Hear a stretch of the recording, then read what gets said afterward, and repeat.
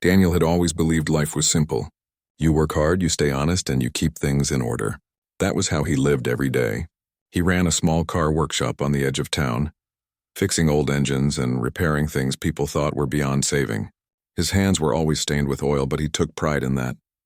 To him, it meant he was doing something real. He wasn't a man who talked much. Most people who came to his shop said the same thing. Daniel's a man of few words, but when he says something, he means it. He liked that reputation. He liked being known as someone who didn't bend easily.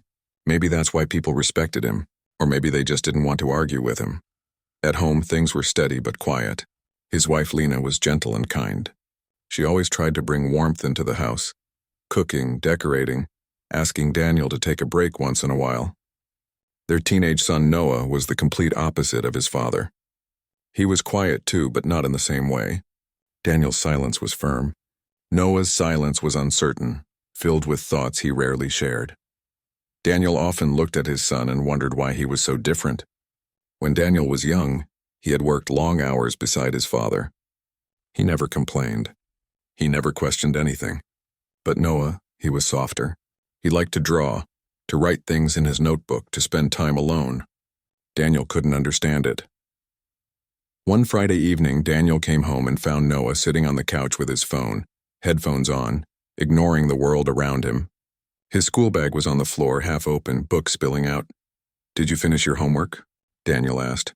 Noah didn't hear him. Daniel spoke louder. "I said, did you finish your homework?" Startled, Noah pulled out one earbud and nodded quickly. "Almost. I'll do the rest later." "Later?" Daniel frowned. "It's always later with you." Lena, who was in the kitchen, quietly looked up. She knew that tone. She dried her hands and stepped into the room, trying to keep the peace. "He just got home, Daniel. Let him rest a bit." "He's been resting since school ended," Daniel said firmly.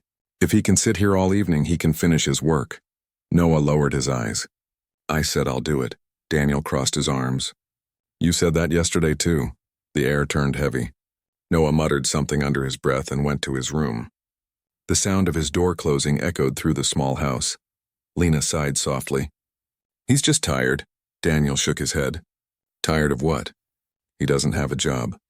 He doesn't pay bills. He doesn't even help in the garage when I ask. He needs to learn responsibility." Lena wanted to argue but stayed quiet. She'd tried before. It never went well. Daniel always believed he was right, and maybe in his own way he thought he was doing the right thing. That night at dinner, Noah barely touched his food. Daniel noticed but said nothing. Afterward, he went out to the garage to work on an old pickup truck. It was his comfort zone, the smell of oil, the sound of tools, the peace of being alone. He didn't see the sadness in his son's eyes that night. The next morning, Lena found a note from Noah's teacher in his school bag. His attendance had dropped and his recent test scores were poor. She showed it to Daniel when he came home for lunch. Daniel read it quickly, his jaw tightening. "So he's skipping school now?" "Maybe there's a reason," Lena said carefully. "We should talk to him." "I'll talk to him," Daniel said, already heading toward the hallway. He knocked on Noah's door, then opened it without waiting. Noah was sitting at his desk staring at a blank page. "What's this I hear about you missing classes?" Daniel asked. Noah froze. "I wasn't feeling well." "Not feeling well? You seemed fine every morning when you left." "I just didn't want to go," Daniel's voice hardened. "You don't get to not want to go. School is your job. You go no matter what." Noah looked frustrated. "You don't understand, Dad." "Then make me understand," Daniel said, crossing his arms. But Noah said nothing. His eyes stayed on the floor. "Fine," Daniel said coldly. "You're grounded. No phone, no hanging out with friends, and from now on I'll drop you at school myself. Dad, no arguments. Maybe this will teach you to take things seriously." He left the room before Noah could respond. Lena tried to stop him in the hallway. "Daniel, you're being too hard on him." "He needs to learn discipline, Lena. That's what's wrong with kids today. Too many excuses." Lena looked at him, sadness filling her eyes. "Sometimes people don't need discipline. They just need someone to listen." Daniel didn't reply. To him, listening was something weak people did. The next few days were tense. Noah barely spoke at breakfast. Lena tried to make light conversation, but Daniel's silence killed it every time. When he dropped Noah at school, he just said, "Be good," and drove away. At work, his co-workers noticed he wasn't his usual self. One of them, a cheerful man named Peter, asked, "Everything okay at home?" Daniel shrugged. "Teenage stuff. He'll grow out of it." Peter nodded. "Maybe. But sometimes kids don't grow out of things. They grow away from them." Daniel gave him a confused look. "What's that supposed to mean?" Peter just smiled sadly. "You'll see." That night, Lena sat beside Daniel on the couch. "I got a call from the school counselor," she said softly. "She wants us to come in for a meeting." "About what?" She didn't say much. "Just that she's concerned about Noah." Daniel sighed heavily. "All right, we'll go." The following morning, they sat in the counselor's small office. Noah sat beside his mother, staring at his shoes. Daniel sat stiffly, his arms folded. The counselor, a kind-looking woman in her 40s, smiled gently. "Thank you for coming. I wanted to talk about Noah's recent behavior. We've noticed some changes. He's been quiet, withdrawn, missing classes." Daniel spoke before she could continue. "We've talked to him about that. He knows he has to take school seriously." The counselor nodded politely. "I understand. But I think something deeper is going on." She turned to Noah. "Would you like to tell your parents what you told me?" Noah's face turned pale. He shook his head. The counselor sighed gently. "Noah mentioned he's been having a hard time with some classmates. There's been teasing, maybe even bullying. He didn't want to tell you because he was afraid you'd be disappointed." Daniel froze. His first instinct was disbelief. "Bullied? Why didn't anyone tell us sooner?" "We tried reaching out," the counselor said calmly. "But Noah asked us not to. He was worried you'd get angry." Daniel looked at his son. "Is that true?" Noah nodded slightly, his eyes wet. "I didn't want to make it worse." Daniel's chest felt tight. He didn't know what to say. The counselor continued. "He's under a lot of pressure. School, fitting in, expectations. He needs support, not fear." For once, Daniel didn't argue. His throat felt dry, his mind racing. On the drive home, no one spoke. Lena kept glancing at Daniel, waiting for him to say something, but he stared straight ahead, gripping the steering wheel. At home, Noah went straight to his room. The door closed quietly. Daniel sat at the kitchen table, staring at nothing. Lena sat across from him. "He's been trying to tell you," she said softly. "You just didn't want to hear it." Daniel rubbed his face with his hands. "I thought I was helping him. I thought if I pushed him, he'd get stronger." "Sometimes pushing just makes people break," Lena said. He didn't answer. He could hear faint music from Noah's room, and it made him feel small, like a stranger in his own home. That night, when everyone was asleep, Daniel stood outside his son's door. He could hear soft, uneven breathing, the sound of quiet crying. His heart sank. He wanted to knock, to go in, to say something, but he didn't know how. Words had always come easy when he was angry, but now, when it mattered most, he couldn't find any. He walked back to the living room and sat in the dark for a long time, staring at the shadows on the wall. For the first time in a long while, Daniel wasn't sure if being right was worth it. Outside, the wind blew softly against the windows. Inside, the silence felt heavier than ever. The morning after the school meeting, Daniel woke up earlier than usual. The house was silent and the sky outside was still gray. He sat at the kitchen table with a cup of black coffee, staring at the steam rising from it.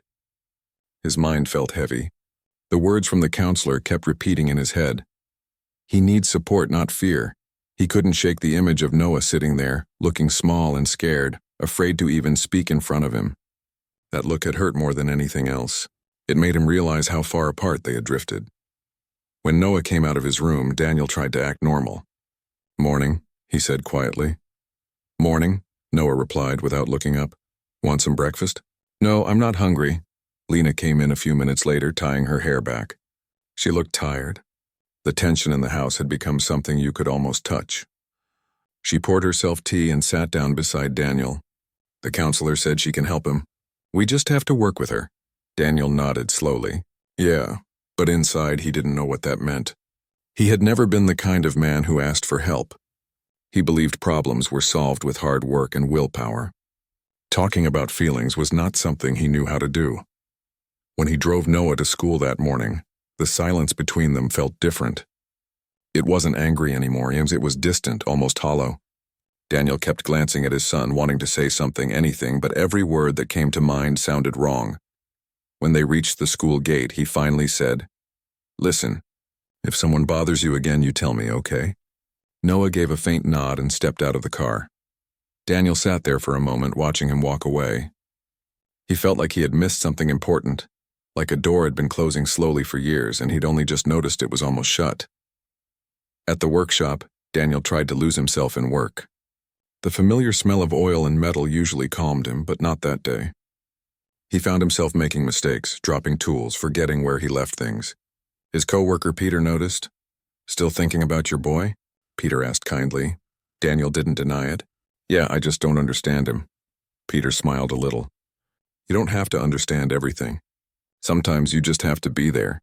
Daniel gave a short laugh. "That's easy to say." Peter wiped his hands on a rag. "You remind me of my old man. Tough, serious, always right. He thought being strict made me strong. But it just made me scared to talk to him." Daniel looked up. "You're saying I'm scaring my son?" Peter shrugged. "I'm saying maybe he doesn't see your love the way you think he does." Those words stayed with Daniel all afternoon. He went home early that day, hoping to spend some time with Noah. But when he got home, Noah was already in his room with the door shut. Lena was in the kitchen chopping vegetables for dinner. "How was work?" she asked. "Fine," he said, then hesitated. "Has he said anything?" She shook her head. "Not really. He barely eats, barely talks. He looks lost, Daniel." Daniel leaned against the counter. "I just don't know how to reach him." "Try talking like a friend, not a father," Lena said softly. "Maybe he's afraid of disappointing you." That evening, Daniel knocked gently on Noah's door. "Can I come in?" A moment later, Noah said, "Yeah." Daniel walked in and sat on the edge of the bed. The room was messy. Clothes on the chair, a few sketchbooks scattered on the desk. "I didn't know you liked drawing," Daniel said, noticing the sketches. Noah looked surprised. "I just do it sometimes." Daniel picked up one of the pages. It was a drawing of the river that ran behind their town, shaded with careful lines. It was beautiful. "This is good," Daniel said honestly. "Really good. Thanks," Noah mumbled, not sure how to react. They sat in silence for a moment. Then Daniel said, "I didn't know about what was happening at school. I should have." Noah's hands tightened around the pencil he was holding. "It doesn't matter." "It does," Daniel said quietly. "You should have told me." Noah gave a small, tired laugh. "You wouldn't have listened." That hit Daniel like a punch. He wanted to argue, to say that wasn't true, but deep down he knew it was. "I'm sorry," he said after a long pause. "I thought I was helping you. I thought being hard on you would make you stronger." Noah didn't look at him. "It just made me scared." Daniel's throat tightened. He wanted to reach out, but he didn't know how to fix what had already been broken. He stood up quietly. "I'll do better, okay?" Noah nodded slightly, and Daniel left the room feeling both relieved and defeated. Days passed. Daniel tried to change in small ways, asking about Noah's day, helping him with school projects, even watching a movie together one night. But it was awkward. There were long silences and small misunderstandings. Still, it was progress. One afternoon, while Daniel was fixing a customer's car, Lena called him. Her voice sounded worried. "Can you come home early? Noah's not doing well." He dropped everything and drove home immediately. When he arrived, Noah was sitting at the kitchen table, pale and quiet. Lena said he had gotten into a small fight at school. Some boys had teased him again and he couldn't take it anymore. Daniel sat down beside him. "Are you hurt?" Noah shook his head. "No. Do you want to talk about it?" "No," Daniel sighed. "I know it's hard, but keeping it inside won't make it better." Noah finally looked at him, tears in his eyes. "You don't get it. You always think I should just deal with things. I can't." Daniel felt helpless. He wanted to protect his son, but he didn't know how. The rules he lived by his whole life, hard work, toughness, self-control, didn't seem to help here. For the first time, he realized they might even be the problem. That night, Daniel sat in the dark living room again. Lena joined him and placed her hand on his. "He needs you to be gentle," she said softly. "You can't fix him the way you fix cars." Daniel gave a tired smile. "I'm not good at gentle." "Then learn," she said. For him. Over the next few weeks, Daniel tried. He started eating breakfast with Noah every morning. They walked together sometimes in the evening. not talking much but just being around each other. Slowly, the walls began to come down, but it wasn't easy. There were days when Daniel's old habits returned, when he got frustrated over small things or when his tone grew sharp without meaning to. Every time that happened, he'd see the disappointment on Noah's face and feel the guilt return. One weekend, Lena suggested they go to the river for a picnic. It was the first family outing in months. The weather was warm, the water calm. Noah brought his sketchbook. Daniel brought a fishing rod he hadn't used in years. They sat by the water in silence for a long time. Then Daniel said, "You used to come here with me when you were little. You'd throw rocks in the water for hours." Noah smiled faintly. "I remember." Daniel looked at him carefully. "You know, when I was your age, I didn't have anyone to talk to either. My father was strict. If I complained, he said, 'Be a man.' So I learned to keep everything inside." Noah looked at him quietly. "I didn't want to be like him," Daniel said softly. "But maybe I was." Noah didn't reply, but the tension in his shoulders seemed to ease a little. When they got home that evening, Lena noticed something different in both of them. The silence wasn't cold anymore. It was peaceful. Later that night, Daniel walked past Noah's room and saw him asleep with the sketchbook open beside him.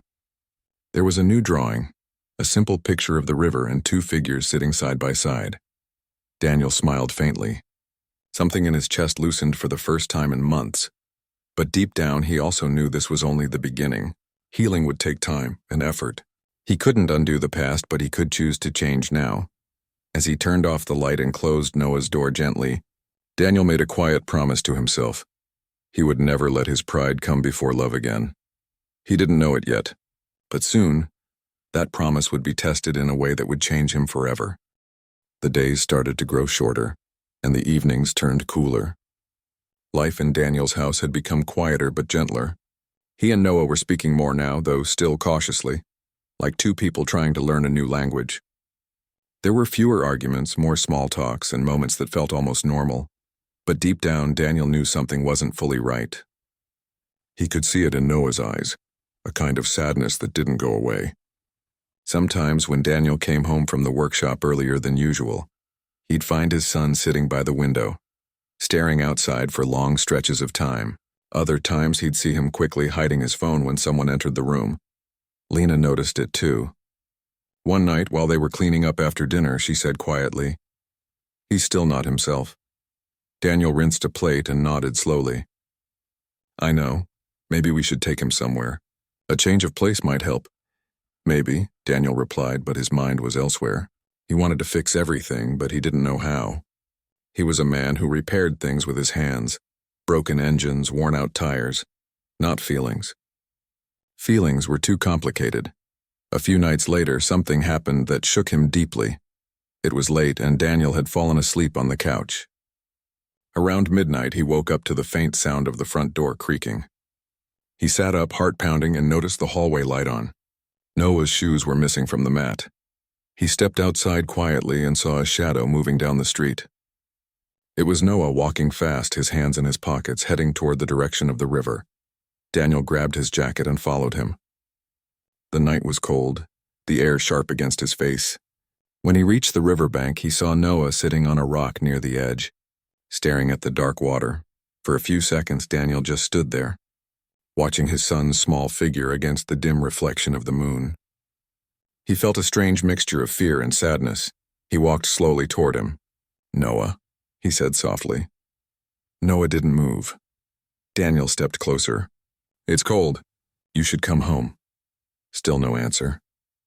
Finally, Noah whispered, "I just wanted to be alone." Daniel sat down beside him, leaving a bit of space between them. The sound of the river filled the silence. "Your mother was worried," Daniel said. "I'm sorry," Noah murmured. "It's okay," Daniel replied, then paused. "You come here often?" "Sometimes. Why?" Noah shrugged. "It's quiet. Nobody's watching me here." Daniel looked at the water. "Do you feel like people are always watching you?" Noah gave a small bitter laugh. "At school, yeah. They look at me like I don't belong there. I try to ignore it, but it doesn't stop." Daniel's heart sank. "Is it the same boys from before?" "Some of them," Noah said. "They say things, push me sometimes, and even when they don't, It's the way they laugh. Like I'm a joke. Daniel clenched his fists without realizing. Did you tell your teacher? Noah shook his head. What's the point? They'll just call me weak again. There was a long pause. Daniel stared at the moving water. You're not weak, he said quietly. Noah looked at him for the first time that night. You used to say I was. Daniel turned toward him, his chest tightening. I was wrong. Noah's eyes glistened, and for a moment Daniel thought he might start crying. But instead he gave a tired smile. You always said crying doesn't solve anything. Daniel took a deep breath. That's another thing I was wrong about. They sat there for a while in silence. The night air was cold, but something warm began to stir between them, a fragile understanding. After a while, Noah spoke again. You know what hurts the most? What? Daniel asked softly. When I tried to tell you before, you didn't listen. You looked at me like I was just making excuses, like I wasn't trying hard enough. Daniel swallowed hard. I know, and I'll never forgive myself for that. Noah's voice cracked. I just wanted you to be proud of me. But no matter what I did, it wasn't enough. Daniel felt his chest break open. All the words he had said, the lectures, the punishments, the cold silences, came rushing back to him like echoes from another life. He had thought he was teaching his son to be strong, but he was only teaching him to hide his pain. He turned toward Noah and said, I was proud of you, even when I didn't say it. I just didn't know how to show it. My father was hard on me, and I thought that's how you raise a man. But I was wrong. I thought being right meant being strong, but I see now that strength isn't about control. It's about care. Noah wiped his face with his sleeve. You really mean that? Daniel nodded. I do. They sat there for a long time after that, the river quietly flowing beside them. For the first time in years, Daniel felt like he wasn't talking to his son. He was listening to him. When they finally got up to leave, Noah hesitated. Dad, he said softly, do you ever feel like you're just not enough? Daniel looked at him surprised. Every day, he said honestly. But then I remember, being enough doesn't mean being perfect. It just means trying. Noah gave a small nod. Okay. They walked home together under the pale moonlight, saying little but feeling a quiet closeness that hadn't been there before. When they got home, Lena was waiting at the door, worry written all over her face. When she saw them together, she didn't say anything, just hugged Noah tightly. Later that night, after everyone was asleep, Daniel couldn't stop thinking about what had happened. He went to the kitchen, made himself some tea, and sat by the window. The night outside was calm, but his thoughts were stormy. He kept hearing Noah's voice. You never listened. He realized that being right had cost him too much. It had cost him his son's trust, his peace, and almost their bond as a family. The next day, Daniel did something he hadn't done in years. He closed the workshop early and went to Noah's school. He asked to meet the counselor. She greeted him kindly. It's good to see you again, Mr. Daniels. He sat down, feeling a little awkward. I wanted to thank you for helping my son. The counselor smiled. He's doing better, I think, slowly. Daniel nodded. I want to make sure I do my part too. I don't want him to ever feel alone again. The counselor's smile grew warmer. That's all he really needs, to know you're there. When Daniel got home, he found Noah sitting at the table doing homework.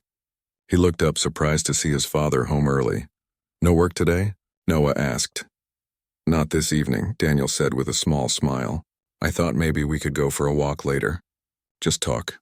Noah hesitated, then nodded. Sure, that walk turned into a routine. Every few days, they'd go out together. Sometimes to the park, sometimes just around the block. They didn't always talk about serious things. Sometimes they just talked about cars, music, or what Noah wanted to do after school. Daniel started to learn more about his son, things he had never paid attention to before. He learned that Noah loved photography, that he wanted to study art someday, and that he'd been scared to tell him because he thought Daniel would disapprove. Instead of reacting with disappointment, Daniel smiled.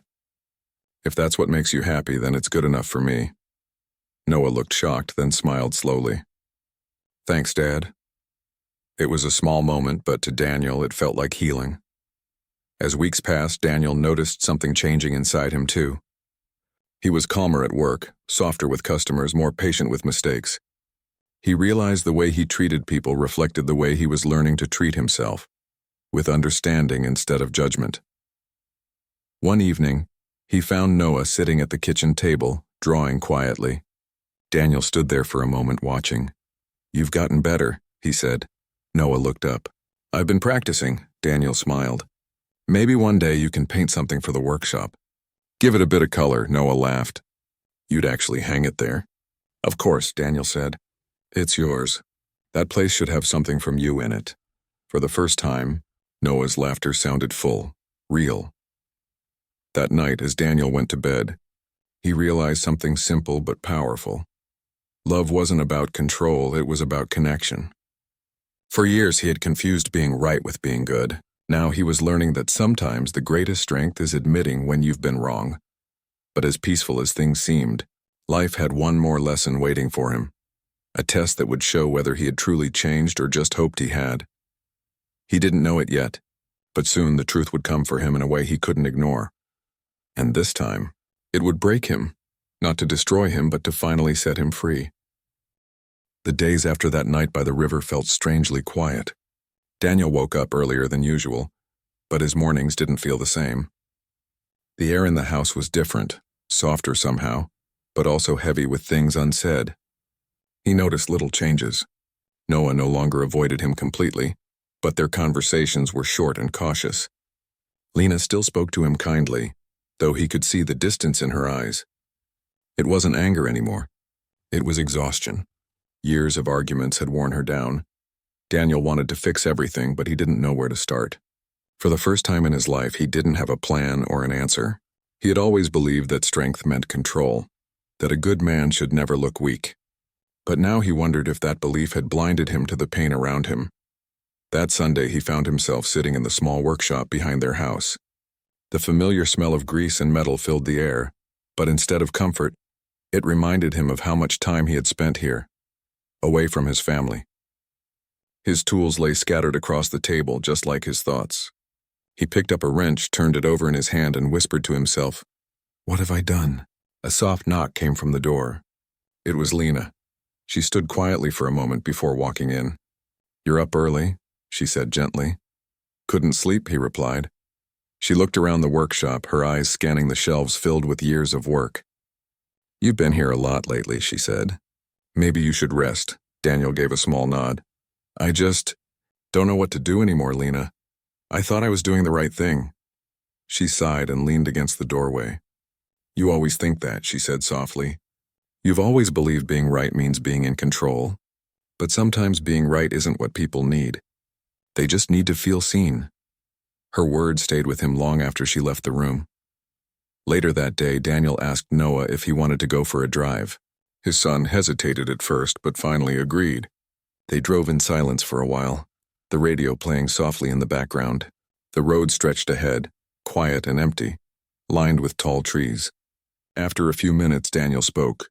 "I didn't know," he said, "about what you were going through." Noah kept his eyes on the window. "You never asked," he said quietly. Daniel felt his chest tighten. "You're right," he said. "I didn't. I thought I was helping you, teaching you how to be strong. But I was wrong."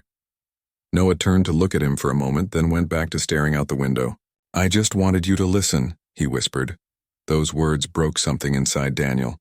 He realized that all his life he had been so focused on being understood that he never stopped to understand others. When they returned home, he parked the car and sat there for a while after Noah went inside. He felt like a stranger in his own life, surrounded by everything he had built but unsure how to rebuild what really mattered. The following week, Daniel took a day off from work. He wanted to talk to the school counselor again, to understand how he could support Noah better. The counselor listened patiently as Daniel admitted his mistakes. "It's never too late," she said kindly. "What matters is that you're willing to change." That sentence stayed with him. It's never too late. Maybe it wasn't. When he came home, he found Lena sitting on the couch looking tired. She smiled faintly when she saw him. "How was work?" she asked. "I didn't go," he said. "I went to the school. Talked to the counselor." Her eyes widened in surprise. "You did?" He nodded. "Yeah, I needed to understand. I can't fix the past, but I can try to do better." Lena's expression softened. That means a lot, she said quietly. It's been a long time since you said something like that. Daniel sat beside her, and for a moment they just sat in silence. Then he reached for her hand. I'm sorry, he said, for not listening. For everything. Lena squeezed his hand gently. It's okay, she whispered. We all get lost sometimes. Over the next few weeks, Daniel tried to be more present. He started cooking dinner with Lena instead of sitting in front of the TV. He asked Noah about his day. Really asked, not just out of politeness. Sometimes Noah would open up, other times he wouldn't, but Daniel didn't push. He learned that patience was part of love too. At work, his friends noticed the change. One afternoon, his old friend Paul came by and said, You look different lately, Dan. Everything all right? Daniel smiled faintly. Trying to be, he said. I used to think being right was everything. Turns out it's not, Paul chuckled. Took you long enough to figure that out. Daniel laughed, but his laughter carried a trace of sadness. That night he sat in his workshop again but didn't touch his tools. Instead, he found an old notebook and started writing a letter. Not a speech, not a lecture, just words from his heart.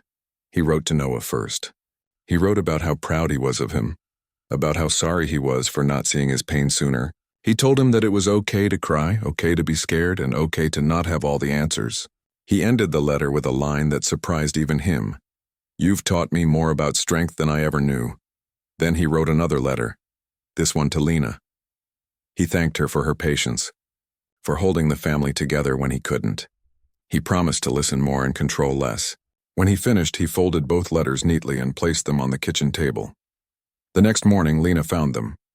When Daniel came downstairs, she had tears in her eyes. She didn't say anything, just hugged him tightly. Noah found his letter later that day. He didn't say much either, but that evening he sat beside his father during dinner without being asked. That small gesture meant more to Daniel than any words. Weeks turned into months. Slowly, the house started to feel alive again. There was laughter at the dinner table, soft music on weekends, and small conversations that didn't end in silence. It wasn't perfect, but it was healing. One Saturday morning, Daniel suggested they go out together, just the three of them. They went for breakfast at a small cafe, then drove to a nearby park. Watching Noah toss a ball and laugh freely made Daniel's chest tighten with both joy and regret. Lena sat beside him on the bench, smiling as she watched their son. For the first time in a long time, Daniel felt peace. That evening, as they sat on the porch, Daniel looked at the sunset and said, You know, I used to think being strong meant never saying sorry. Lena smiled gently. And now? Now I think strength means saying sorry and meaning it, he said.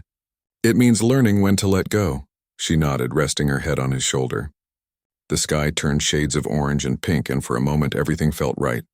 But even as life settled into calmness, Daniel knew he couldn't undo the past. The guilt still visited him at times, when he saw an old photo of Noah as a child, or when he remembered the nights he spent shouting instead of listening. Yet now, instead of running from it, he faced it. The guilt became a reminder, a quiet voice telling him never to take love for granted again. One evening, as Daniel closed the workshop for the night, Paul stopped by again. They talked for a while about work and family. Before leaving, Paul said, You've changed, Dan. You're softer now. In a good way, Daniel smiled. Maybe I finally learned what matters, Paul nodded. Tough lessons are the ones that stick. After Paul left, Daniel sat alone in the workshop. He looked around, at the tools, the oil stains, the half-finished projects. For years, this had been his escape. But now it was just a place. His real life was waiting inside the house, with the people he had almost lost. He turned off the lights and walked home under the soft glow of the street lamps. The night air was cool, carrying the faint smell of rain. When he entered the house, he heard laughter from the living room. Noah was telling Lena a story about something funny that happened at school. Daniel stopped in the doorway and just watched them. He didn't say anything. He didn't need to. For the first time in years, the sound of laughter felt like music. Later, when everyone went to bed, Daniel stood by the window and whispered to himself, It's never too late, and for once he truly believed it. A full year had passed since that night by the river, yet Daniel still remembered it as if it happened yesterday. Some moments in life never fade. They become quiet reminders of how far a person has come. The man who once believed he was always right now woke up each morning trying to simply be kind. His days were different now. The workshop still opened early, but it no longer felt like a place he used to escape to. Instead, it had become a place of calm. Sometimes Noah would stop by after school to help him with small repairs. The sound of his son's laughter echoing through the workshop was something Daniel never got tired of hearing. They had built a new kind of connection, not based on control or strict rules, but on understanding. It didn't happen overnight. There were awkward silences at first, moments when they both didn't know what to say. But with time, those gaps began to fill with small talks, gentle jokes, and a new kind of comfort. One afternoon, Noah came into the workshop holding a small box. "Dad," he said, "I found this in the attic." Daniel looked up from his work. "What's that?" "It's your old radio," Noah said with a smile.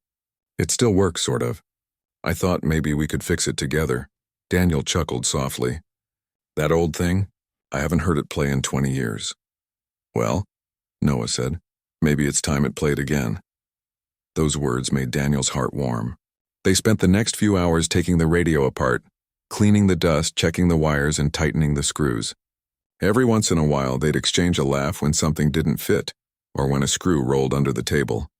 When they finally switched it on, the radio crackled for a moment before a faint song began to play. An old tune Daniel hadn't heard since his younger days. He leaned back and listened quietly. The room filled with the soft melody, and for a moment it felt like time itself had paused.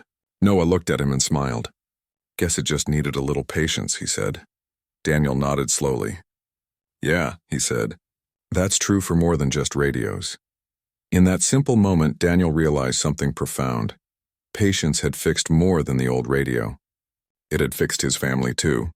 At home, Lena had changed as well. The constant worry that once shadowed her face had faded. She laughed more, slept better, and smiled with her eyes again. Daniel made sure to help her with the small things, setting the table, washing the dishes, or just listening when she wanted to talk. Sometimes after dinner, they would sit outside on the porch with cups of tea, watching the stars. The silence between them no longer felt heavy. It was peaceful, filled with the comfort of two people who had weathered storms together and finally found calm seas. One evening, Lena looked at him and said, "You know you've changed." Daniel smiled faintly. "I had to. The old me wasn't someone I want to be anymore." She nodded. "I know, and I see the effort you've made. It means a lot." Daniel reached over and took her hand. "I just wish I had understood sooner," he said. "All those years I thought I was protecting everyone. I was only building walls." Lena squeezed his hand gently. "But you tore them down," she said.